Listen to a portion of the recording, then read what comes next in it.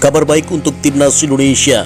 Jokowi sudah menandatangani dan menyetujui naturalisasi 3 pemain Belanda untuk timnas Indonesia U20 di Piala Dunia U20 2023. Tinggal beberapa tahapan lagi. Menteri Pemuda dan Olahraga Menpora Zainuddin Amali mengatakan bahwa Presiden Jokowi telah menyetujui naturalisasi 3 pemain keturunan dari Belanda untuk timnas Indonesia U20. Ketiganya adalah Justin Hubner, Ivar Jenner, dan Rafael Struijk yang diproyeksikan untuk membela timnas Indonesia U20 di Piala Dunia U20 2023.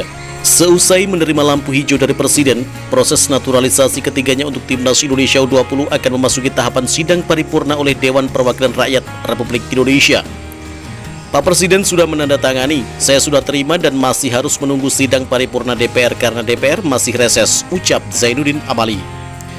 Naturalisasi Justin Hubner, Ivar Jenner, dan Rafael Struijk adalah permintaan dari pelatih timnas Indonesia, Sintayong. Sintayong ingin ketiganya membela timnas Indonesia U20 di Piala Dunia U20 2023. Untuk mewujudkan target lolos dari babak penyisihan atau masuk ke babak 16 besar.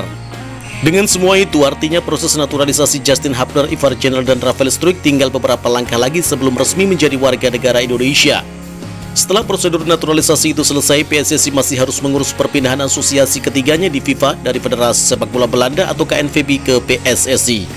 Bila FIFA mengesahkan alih status ketiganya, maka Ivar Jenner, Justin Hubner, dan Rafael Struijk dapat membela timnas Indonesia U20 di Piala Dunia U20 2023 pada 20 Mei hingga 11 Juni 2023 mendatang. Tentu ini menjadi kabar baik untuk timnas Indonesia, di mana ketiganya akan menjadi amunisi tambahan untuk timnas Indonesia. Bagaimana menurut kalian? Jika suka dengan video ini, nantikan video kami selanjutnya dan salam olahraga.